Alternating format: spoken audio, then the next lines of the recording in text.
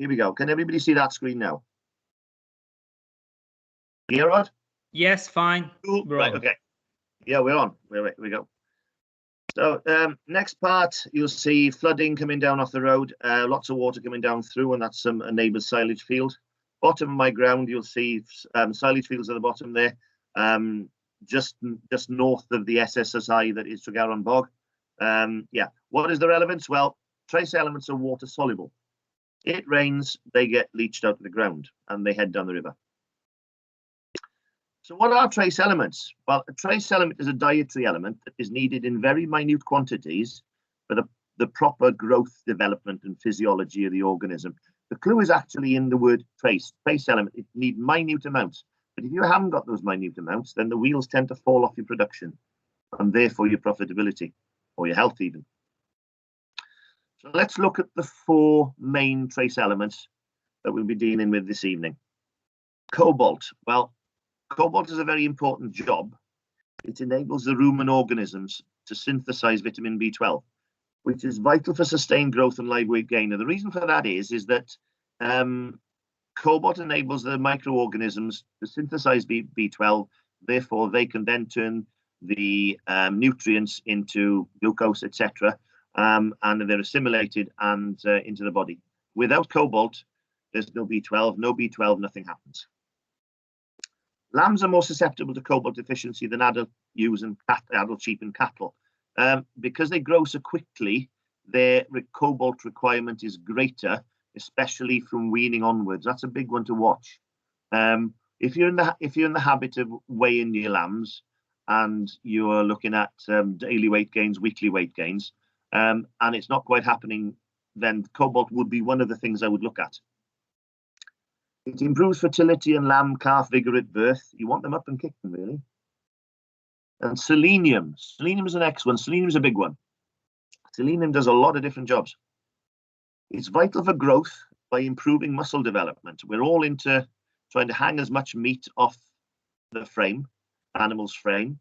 We're all into new genetics. We're all into double muscling, quick muscle growth. None of that happens if you don't have an adequate amount of selenium in the diet. It's very important for the correct liver function as well, but obviously the liver is the powerhouse of the body, and that needs to work easily and well. It's an antioxidant to clears out the toxins in the body. That's very, very important. And the immune system is strengthened. Now, we know if a strong immune system, the animal thrives. Also, a strong immune system means that you get a better immune response when you use your vaccines. So a good level of selenium will boost the immune system and therefore give you more value for money out of every bottle of vaccine you use. Very important for ram and bull fertility as well. Some people tend to forget that the ram and the bull are half the flock of the herd. You look after them and you're looking after half the flock to start off with. Very important. Selenium is very important for viable semen, boosts viable semen. So one to think of. Yeah, improve fertility, prolificacy. And then we go on to iodine. Well, iodine, what does that do? Well, it's vital for the development of the thyroid gland. Thyroid controls metabolism. Metabolism needs to be healthy and strong and going well to put the weight on. Thyroid hormones control energy metabolism. Therefore, low iodine therefore results in poor metabolism. Thyroid hormones also play a role in regulating growth. Fourth one, copper. Vital for the development of lamb and calf in deficient areas.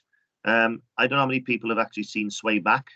That's to do with the fact that there's not enough copper in the ewe or the lamb's body about halfway through pregnancy when the lambs develop the nervous system. The nervous systems aren't developed properly, therefore they get sway back because the messages don't go to the brain to the back end. They're not wired up properly, in short. Copper is very important for that. Very important for growth, great growth promoter. Very important for fertility also. Now then, only use when required in sheep. I suppose down the Herefordshire area and that part, not a great need for copper as such, maybe. But in some places up in North Wales, etc., and even around here in some places, yes, copper needs to be supplemented. You need to find out whether they need it or not. Don't go on the fact that your neighbour's always done it. You need bloods, and you need to find out what's going on. I've got a map here that is shaded in known cobalt shortfall areas in the UK. You'll see on the left-hand side, the cobalt areas in blue, known cobalt shortfall areas. The next one is selenium. You'll notice a brown patch going from mid Wales right across down through Worcestershire, down through Herefordshire, and down into Somerset. That roughly follows the red sandstone geological line that we have in the country, roughly, because sandstone red soil tends to drain freely.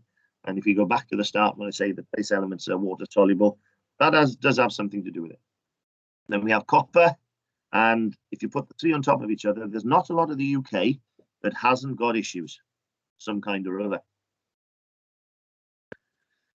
Now here I've pinched this from R.N. Jones's his shop.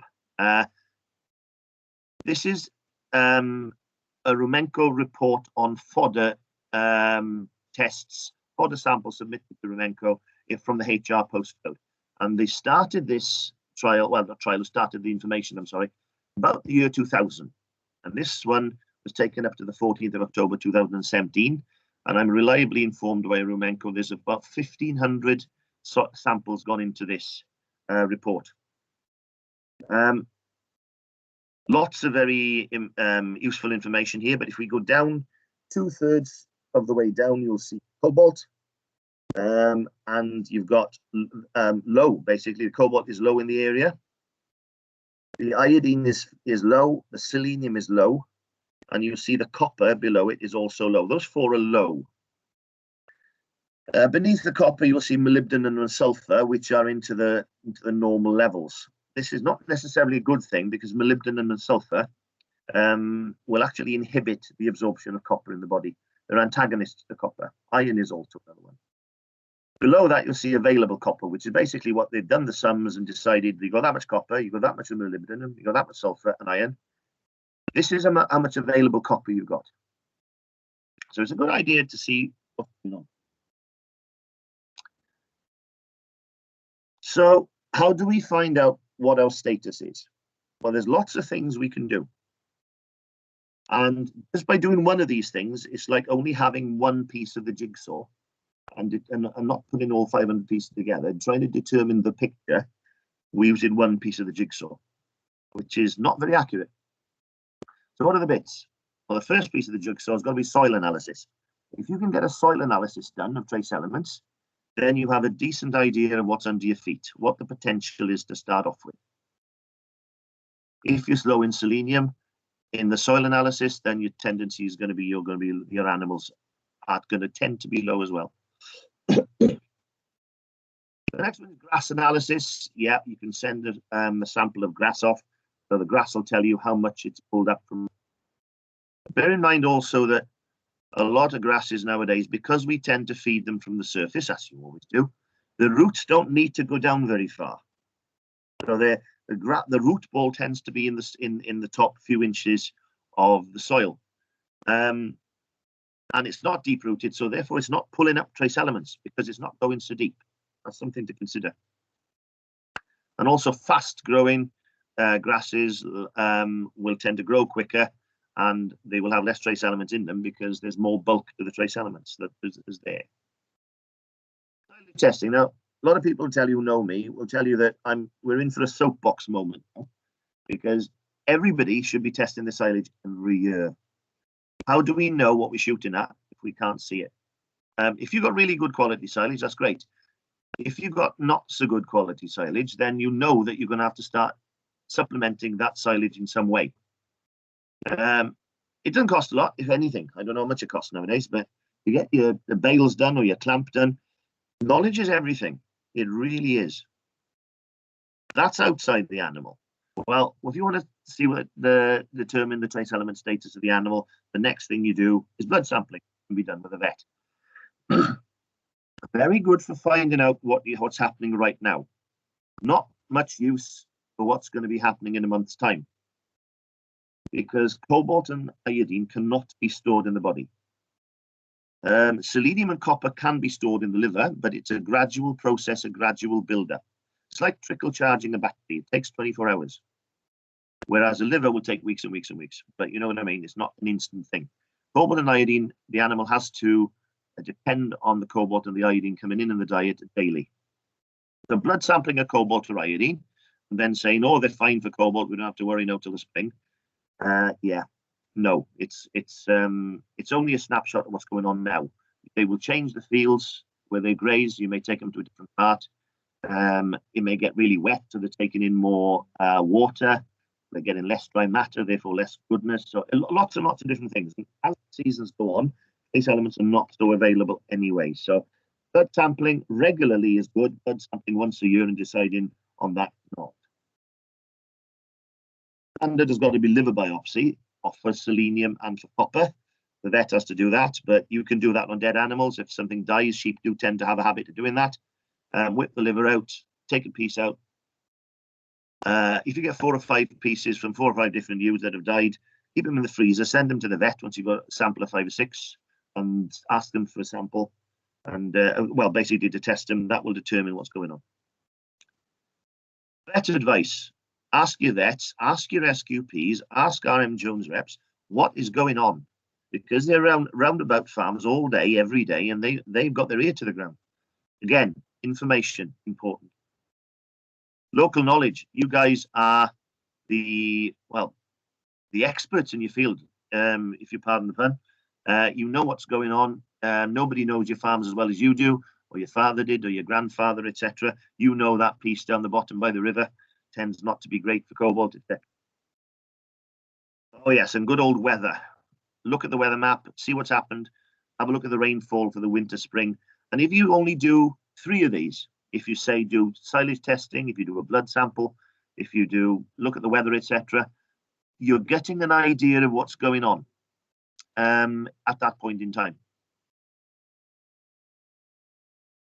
But what are the methods of supplementation? Well, there are many, and they all have their virtues. You get free access minerals, buckets, troughs, etc. Yeah, they're good. They'll give you some trace elements. They will give you protein. They will give you energy. Great for that. Feeding concentrates. Yeah, they will get what they need in the concentrate, provided they are given their daily ration. Again, minerals and buckets are the same, provided the animal takes its daily requirement. Not a problem. Injectables are used as firefighting in this country. They tend to be used as a preventive in the Southern Hemisphere. Yeah, if a calf isn't sucking, so you may get the vet in to jab it with selenium, etc. So they're used for firefighting. Something's gone wrong, you jab them. Short acting, month or 2 maybe, on some, less on others. Great product. Yeah, they work. As to top dressing, I believe that is used at some points in time. That can be quite good. You are at the mercy of the weather, and you are at the mercy of him upstairs, because he determines whether grass grows or not, how much grass grows, etc. So, yeah. Mineral drenches, they're great for a quick boost, and for young animals, you can't bolus yet, or they're not ruminating or whatever, or maybe lambs that are nearly ready but need something to get them over the line in the next 2 or 3 weeks. Mineral drenches are fantastic. They don't last. As I told you before, cobalt and iodine are not stored in the body. So, yeah, they just happen. They will give you a boost now straight away, and then they'll be gone in a week or so. There's boluses. Wouldn't it be great if we developed a device, or like a better expression, a device that you could put in the animal, did all the trace element storage for you, and then released it as the animal needed it? Wow. So why use a bolus? Well, firstly, you've got a guaranteed intake. Every animal has a bolus. It's sustained release. It keeps going all through its life. Consistent daily release with the downland boluses. They will erode at a specific rate and erode the trace elements into the animal at the daily requirement, the complete daily requirement for the animal. So it's basically working for you while you go off and do something else. And it's a insurance policy, if you like, for the the life of the bolus, whether it be 6 months or maybe 4 months in a lamb, you know those animals are fully supplemented. That's your insurance policy against trace element shortfall. They ensure consistent protection against deficiencies. They're very convenient to use. The labour saving, because let's face it, on a 6-month bolus, you put it in now, and that's it for 6 months. You don't have to keep getting them back in to trace element, drench them or whatever. It's all done for you. And there's no waste because the bolus will only release the animal's daily requirements. So the animal uses all of it. You put too much trace element in, the animal will use so much and they will urinate the rest out, pee the rest out. Because as a farmer said to me a little while back, he said, oh, I see, he said, you can't get 2 pints of beer into a 1 pint glass, can you? No, you can't. 1 pint stays in the glass and the other pint goes all over the floor. And as we know, wasting beer is a criminal offence. So how do Downland boluses work? Well, you can see these 2 grey lumps. There's cobalt, selenium and iodine in them. They go into the reticulum, part of the rumen, and they roll around in there and they meet each other about the same amount of times every day. And they rub against each other and they erode material off in a controlled manner. And during the day, they erode the daily requirement off. And they go on for the life of the bolus. So if you wanted copper, this is actually a cattle bolus. The copper's in the middle. That's the little black bolus in the middle. These 3 boluses are held together and wrapped into one. Pardon me. The bolus goes into the rumen. The wrapper comes off. The 3 boluses separate. The copper is copper oxide rods in a quickly dissolving wax. So they come apart. The rods populate the rumen and stop in there and erode the copper as required for the 6 months. The other 2 bits, there are 2 grey lumps. Now they're the clever bit, because what they have is they're a zinc ballast with a wax binder. So the ballast is basically there to hold the bolus down in the rumen, and the trace elements are in the ballast. Trace elements dispersed through the ballast. It's a 3 boluses joined by a wrapper. So it's only 1 bolus to put in the applicator and then down you go. The copper breaks down rapidly to release rods. Other trace elements are released by erosion. So as they roll around, they rub against each other and they're releasing the trace elements. Simple single bolus presentation. You put the applicator into the cow's mouth once and that's a bolus, oh my word, thousands of cows, certainly. And one of the many things that I've learned, apart from getting out of the way in a hurry sometimes, the cow is okay with being bolused once, but if you've got to put the gun down a second time because you've got to do lots of boluses in, she's not happy at all. So once is enough. Now then, what's going on here, you may ask? This cow is called a fistulate. We have a bunch of them down in New Zealand. That's where we do an awful lot of our trial work. What we do is we have cows and they have a hole cut in the side of them and a fistulate put in. It's like a porthole. The inside is stitched to the rumen wall. The outside is stitched to the cow's hide. And there's a plug put in. And what they're for is finding out how the rumen works, the cow's rumen works. So every now and again, we send a batch down to New Zealand. They put the boluses in the rumen of the cow, into the cow, say 9 o'clock on a Monday morning.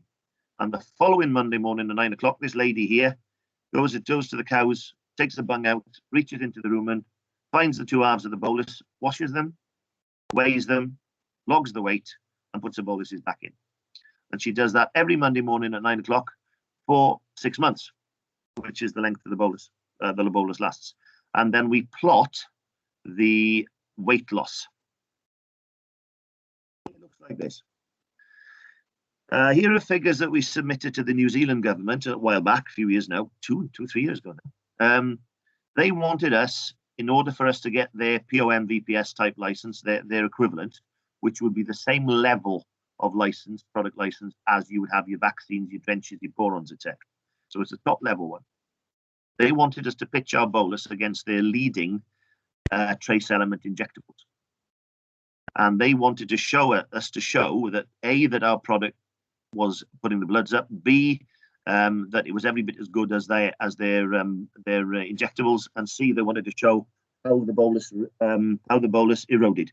So as you can see, you've got the weight of the bolus up there, the two boluses up the vertical, and you've got the weeks then along the horizontal. They wanted the trial to last 18 weeks because that was the far end of any injectable they had out there.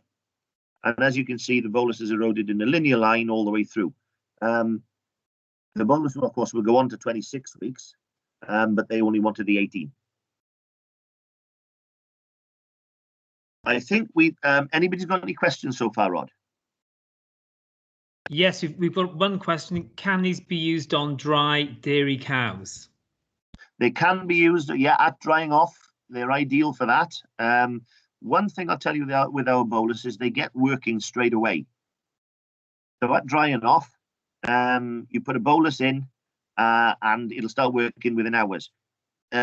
If you were able to, if you had a vet out, or you could do a plasma inorganic iodine test, PII, you could take a blood test now, then you could bolus the cow and do another PII in 3 days' time, and you'd see there'd be a big lift in the iodine. So they work immediately. You can start getting off straight away. There are other boluses in the market that don't start working for 2 or 3 weeks, or some even further than that.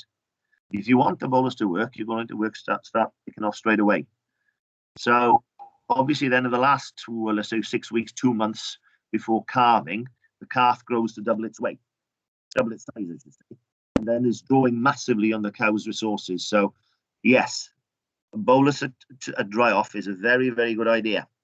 Helps the cow calve, helps the calf get up and suck, and of course it helps to go back to the bull. So yeah, we sell an awful lot of these boluses to the dairy industry just for that reason. Any others yet, Rod? No others yet, but please okay. Keep them coming. Yeah. So when do we do them? Well, the first regime, and a lot of people are turning to this now because it's not a lot of money per year to do them twice. And you do them at a time when you're doing other things to the animals. So basically after housing, you probably want to get them in the crush after they've settled for a week or two. You'd want to give them maybe a fluke drench or a pour on or injectable or anything like that. They're in the crush. Ideal time to bolus. And the second time then is at turnout. This is what we're getting to now. So housing and turnout roughly 6 months apart. Yeah, very, very efficient way of doing it. At turnout, of course, you get benefits through the grazing season then, because at turnout, you haven't got a clue what weather you're going to get in the next 4 or 5 or 6 months. You don't have an idea what your grass growth is going to be like, or the availability, or the bulk, etc. But if you put a bolus in, there's your insurance policy. Whatever happens outside the animal, inside the animal, she is sorted for trace elements. You get a stronger estrus from bolusing, better conception rates as well, and a tighter calving interval. They tend to go to the bull, they tend to sink better, they tend to go to the bull, and you get a tighter calving interval, which is what we really need. Now, don't forget mag at turnout. Some people will have issues with hypomagnesemia. Very good idea to give them rumble, turnout, or whatever else. Yes, you can do the two. You can bolus and put the rumbles in. The second regime a lot of people use would be 6 to 8 weeks pre-calving. Bolus 6 to 8 weeks pre-calving. Personally, I would say at least 8 weeks before the first one calves. The reason for that being that, again, as I was saying, the last 2 months is when the calf grows to double its size. It's pulling massively. And nowadays, let's face it, we're getting the genetics right. We're getting bigger calves. We're getting bigger cows. They need more trace elements. And it's a good move to put it in at least 8 weeks before calving. Again, easier calvings, less retained cleansings, stronger, healthy calves. I mean, we've all been there. We have a calf that is born and won't get up and suck. It's just like so much work. Stronger estrus and tighter calving intervals again. We'll go and dip into sheep quietly because I know most of you got sheep. Pre-tupping, yeah, if you do at least a month pre-tupping, bolus, reduce the number of barren ewes, higher lambing percentages, an excellent lamb vitality. Because you bolus a month pre-tupping, that bolus will take you on to lambing. The second, and it's getting to be more and more of a thing now, is that people think, right, we're scanning at a 185, 190. We don't want any more lambs. So we shan't bolus pre-tupping, but we will bolus straight after the scanning man has been. So in the week after he's been, bolus the ewes. That'll take the ewes and all the lambs all the way through from then, straight through lambing to weaning. And again, you know, I mean, a ewe with twins, one bolus is keeping all three going. The lambs are born stronger and they're getting trace elements through the milk as well. Trace elements available at the time of the greatest demand. And the demand is a thing because obviously the animal's requirement goes up and down with the production cycle. So late pregnancy and peak lactation. You want stronger lambs. Young stock, yeah, this is a biggie. Pre-weaning. Soon the lambs are 25 kilos, bolus them. Great idea to give them trace element drench up till then. A growth check, as we know, once we wean and the lambs stop growing for about 3 or 4 weeks and then start getting together and then they start growing again, you've lost a month basically. And if you were to do regular weighings, you'd be horrified because quite often there's 3 weeks when they don't do a lot. Basically, by bolusing, you prevent that growth check. You'll optimize weight gain, and they're fully supplemented for 4 months, and then they're gone. Growing cattle, again, at weaning, they take a check at weaning, and let's face it, cattle prices at the moment, you want them to be as heavy as possible. Housing and turnout. Maximum benefit from forage, prevent a growth check, optimize weight gain. Now, last year we launched a calf bolus. So that's a calf from 100 to 200 kilos as soon as calves are ruminating. The key points we have to think of really, blood tests are a snapshot of an animal's trace element status at a point in time. They are not a reflection on a long-term picture. Levels change regularly with seasons and weather. We've discussed that. And it's important to maintain trace elements at critical times in the production cycle. I would say it's important to maintain trace element levels all the way through the animal's life. Supplementation should be based on an animal's recognized daily requirement. The animal needs X amount. If you give it more than that, it'll take what it needs and the rest is peed out. And that's basically money being peed out to the animal. So what are the common practices in beef units? Not in everyone, I'm just saying common, not saying everybody is the same. Beef cattle live on a diet of grass in the summer and silage in the winter, and not a lot else. So they're basically at the mercy of grass quality. I'm going back again to silage testing, etc. Occasional supplementation with buckets, licks, or trough minerals. So no guarantee that all animals have complete daily requirement of minerals. There are hidden losses in less weight gain, poorer health and performance. And the hidden losses, the ones that we don't see and we tend not to worry so much about, but they're losses nevertheless. Fertility is affected again with empty cows, so there are less calves. Yeah, it's just about tweaking everything and getting everything to run properly, or as close as you can. So there have been that old habits. There may be some farmers still keeping cows like they kept them 30 years ago, but cows have got bigger, genetics have got better, so people have to rethink. 20 or 30 years ago, cattle were smaller and lesser quality bulls were used. Breeding has improved hugely in that time. When you think 20 or 30 years ago to now, cattle have improved so much in quality and size. But today's cattle are heavier, crossed with better quality bulls, mostly continentals. Bigger cattle need more input to perform. The bigger the engine, the more the fuel. And there are more trace elements needed for fertility. Bigger calves need more trace elements to grow quicker and produce more weight and muscle. As I said, it's all about getting the animals out quicker, getting them heavier quicker. They'll do it, but you've got to fuel it. Weight is money at the end of the day. So that gets me to here. Now, at about here, if I was presenting this presentation to a bunch of hard-nosed, savvy Kiwi farmers, I know what they'd say. They'd say, yep. They'd say, cool story, bro. What's in it for me? Because they are so tuned in to finding out, if I spend this, what do I get back? And they're all the same. I've worked out there for a few months, and the cattle farmers, sheep farmers, all the same. Yeah, that's a great product. How much money am I going to make out of it? Which is a fair comment. So, quite often we'll do, when we can, when we find the right farm, etc., and we need to do a trial, we will do a trial on a product. We did this trial on the growing cattle bolus a year last May. It's up in a farm just north of Welshpool, so not too far away.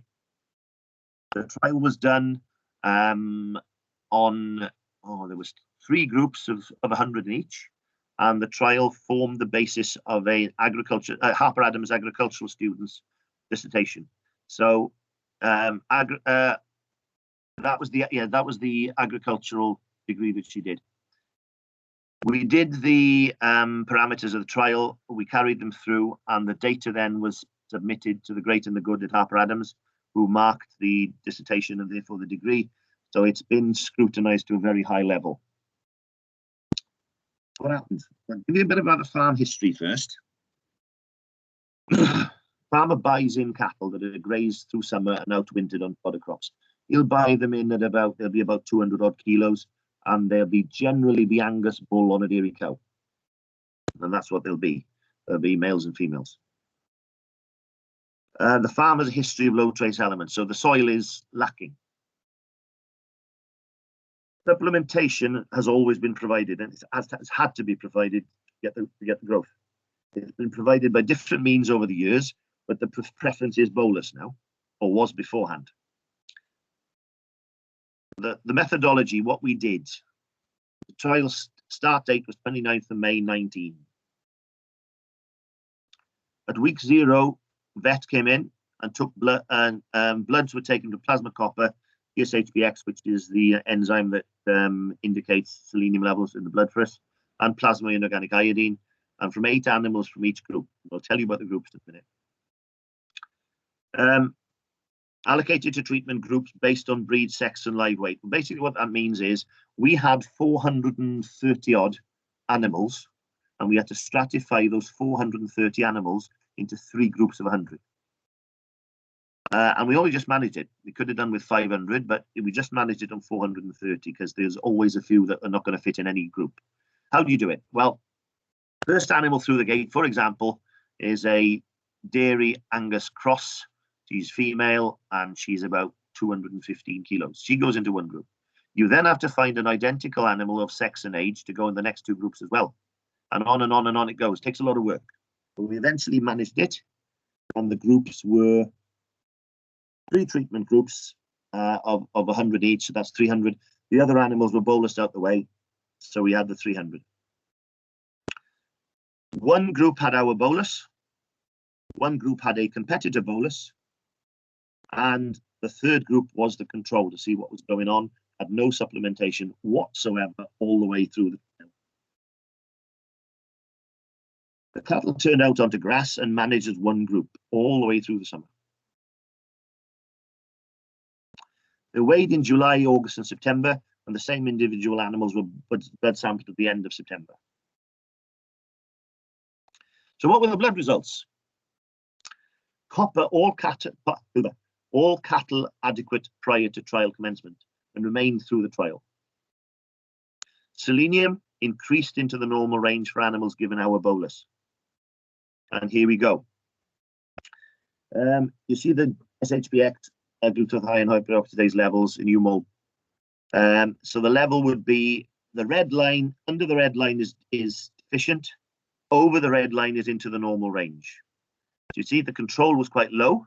The competitor came up to about 20, which is still below the red line, and our bolus banged them up into the 70s. That was the final GSHBX concentration for control cattle that received no trace element supplementation, and cattle that were either administered with a competitor bolus or ours. So that's the data. So you can see it's working in the bloods. The bloods are up. All cattle were adequate prior to trial commencement and remained throughout the trial. Selenium increased into the normal range for animals given our bolus. Iodine was low for all animals at the start of the trial and increased into the normal range for animals given our bolus, while competitor bolus and control group remained low. And there we go. PII, as you say, the line is going to be 60. Anything below 60 is in shortfall, and anything over 60 is fine. Control was low, the competitor was slightly higher, and we were still up over into the normal range at the end when we did the trial bloods. That's the final PII concentration. For control of cattle who received no trace element supplementation, and cattle that were either administered with competitor bolus for hours. So you've got the bloods and the selenium, you've got the bloods and the iodine. So we know what's going on. That's great. However, what we're looking at is performance. And going back to the Kiwi farmers, this is when their ears will start pricking up. So you'll see in May, pre-study, you have the control group, the competitor, and our bolus. All three groups, we managed to get them to average 229 kilos per animal, all through the three groups. So the stratifying was done very, very successfully because they all started off in the same place, which is absolutely essential. You go on to July, the first weight gain. The first weight, and you'll see that the control was 266. The competitor was still 266. Our bolus was 207. So we can only surmise that competitor bolus hasn't got going yet. August, 286, 287, 289. So we can see this. The boluses are doing the work now. And we go on to September. End of September, control was 310, the competitor was 314, and we were 317. So what's the difference? So what you've got is a difference from not bolusing to bolusing is 7 kilos. Keep that in mind, 7 kilos. Because we'll do some number crunching in a minute. And on the daily live weight gain, go that the daily live weight gain was 0.65 on the control, 0.68 on the competitor, and 0.71 on ours. So let's talk hard cash, shall we? Because I'm from Cardiganshire, and you know with us, every penny's a prisoner. Here's the market report been made public by Market Drayton Market, and this for the 15th of March. Steers are averaging £2.10 a kilo live weight. So this is in the public domain, so you get an idea of what's occurring. So let's call it £2.10. So let's do the sums. So assuming that live weight is £2.10 a kilo, and let's, for argument's sake, say that a 200 kilo animal therefore is £420, 300 kilo animals worth 630, and a 400 kilo animal is 840. Let's assume that. Let's do the scenario. Currently, 50 cow suckler herds selling an average of 45 calves per year at 350 kilos are getting 735 each. Put them all together, and that's 33 grand. Just over. Added daily weight gain of 60 grams over a 6-month, 180-day period. 60 grams times 180 is 10.8 kilos per animal. Extra. 10.8 times 2.10, £2.10 is £22.68 per animal. So that's 22, nearly 23 quid a head extra. So that makes it then 1,000 quid overall. So you're gaining £1,000. Okay, you're gaining £1,000, sounds good. How much do I have to spend to get? Bolus cost of £4.50 each. You're spending 200 quid and you're getting 1,000 back. So that's 5 to 1. Tip it on its head. If you didn't spend the 202, you stand to losing that £1,000. Whichever way you go for it, whatever direction you come from. But what about the Downland Essential Cattle range? The Downland Essential range is unique. There is no other bolus like it. It's unique. It's unique to Downland, and there is no similar formulation. It's supported by substantial blood and hepatic efficacy data. There's no point putting a product into the market if you can't prove it works inside the animal, and you can't prove that it works for your bottom line. Pointless. It is a 1 bolus dose with 6 months activity. You put it in now and it works for you over 6 months until you're doing something else. harvesting, shearing, whatever. There are 3 weight presentations. There's the 1 to 200 kilo, there's the growing bolus 2 to 400 kilos, and there's the adult bolus 400 kilos plus, 1 bolus. So whether your cow is 450 kilos or whether your bull is a ton, it gets 1 bolus, and that bolus puts the bloods into the normal range, which is where you need them. It's available in a copper and a non-copper version. Technical sales support available for Downland distributors and customers. The RM Jones boys, RM Jones will support you, give you the technical data and the sales support, and we will do the same. The manufacturers will do exactly the same. So you have a network of support there as well. So we get to the how much bit. Here we go. Is the Cardiganshire Farmer coming out to me now? How much for an adult cow? How much is it going to cost you for an adult cow? Let's have a look. It's about 3 pence a day. What's a third calf Hereford cross with a calf at foot and a calf inside her worth? I'm guessing about 1,500–1,600 quid. That bolus will give her all the cobalt, selenium, iodine and copper for her and her 2 calves for 3 pence a day. That'll be 21 pence a week. Our cost per bolus is about £5.50 for 6 months. That's for the adult, 400 kilo plus. Cost per week for 50 cows is 10 quid. Just over 10 quid. 3 pints of beer. Growing cattle 2 to 400 kilos, 17.5 pence a week. And a cost per bolus about £4.50. Thank you. That's it. There you go. Cheers. Thank you, Jan. Any questions? I mean, it's really interesting, Jan. I know in the past we've all been concerned about trace element deficiencies in lambs, grass, whereas we haven't really bothered about the cattle as though they didn't get trace element deficiencies at all. So it's interesting that it's slowly changing the perception of protecting these beasts.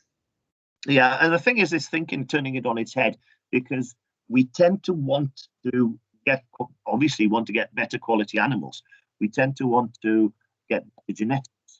And we don't always think about, if you're getting a bigger engine for your machine, you've got to put more fuel in.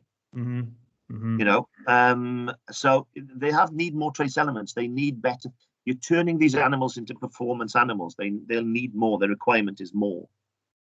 Yeah, good. We've got one question. What pack sizes do these come in, and are the particular guns required? Right. Yes, they come in 20 dose packs. So the calf, the growing and the adult will come in 20 dose packs. And the applicator is the Downland Applicator A, which is a veterinary instrument. It's a very high quality product, because let's face it, if you get a cheap applicator, it tends to break on a Saturday afternoon or a Sunday when RM Jones isn't open. So you want something that you can basically use and use and use, and it won't let you down. We do have a 3-year guarantee for it as well.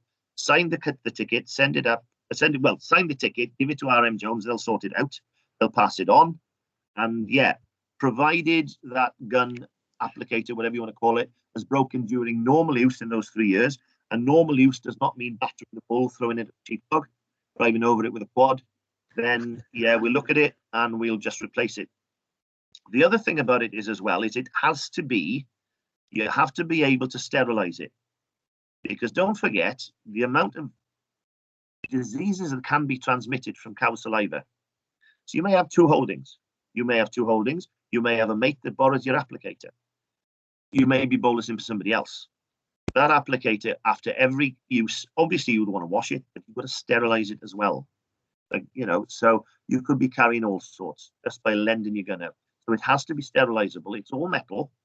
And yeah, when I go bolusing, I always end up washing the applicator on farm. I take it home, I drop it in then once it's clean, I drop it in a vat of proprietary disinfectant, but give it good contact for about an hour, and I take it out, and that's done it. And that's what I was recommended to do by a vet. So there we go. So yes, there are. Speak to your RM Jones guys; they will sort you out. The guns are very sturdy. They're really good.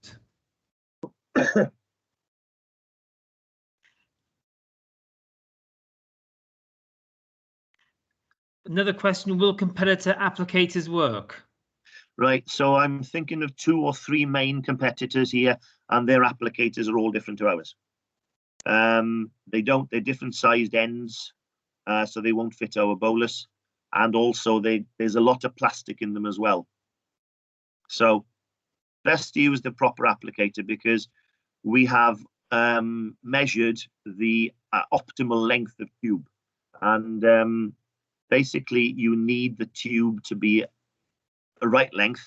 The handle has to come down to the nose where the applicator, the tube then goes. That means that the tube is in the right place, just over the back of the tongue into the void, and then you can press a bolus out quite easily.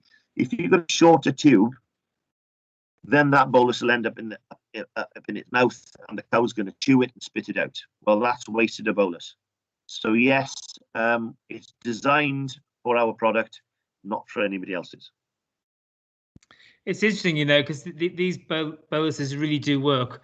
Back in the day, when we first started looking at boluses, we couldn't get any evidence from certain manufacturers. Where with Agrimin, who make the Downland bolus, we had the Glasgow Vet School data to show they did work. They did the bloods, they did the weights, they work. Proof. Yeah. You know. Yeah, and the thing, this is it, and you still won't find any data that'll stand on its feet.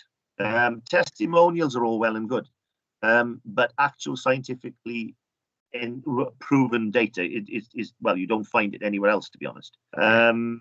You know, and like if you're going to be spending money, you want to see that the product is going to be making money for you. And not only do we do the trials work on the proving that the product works in the animal, we also do the production work where it proves it works in your pocket as well. So it's all encompassing. Good.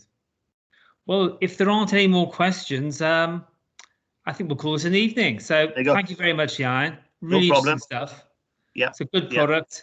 We're recording this so we can have a recording for anyone else who couldn't make it tonight. So thank you very much. Thank you all for joining us. Thank you. Enjoy the rest of the evening and enjoy your Easter. Goodbye. Bye. You guys.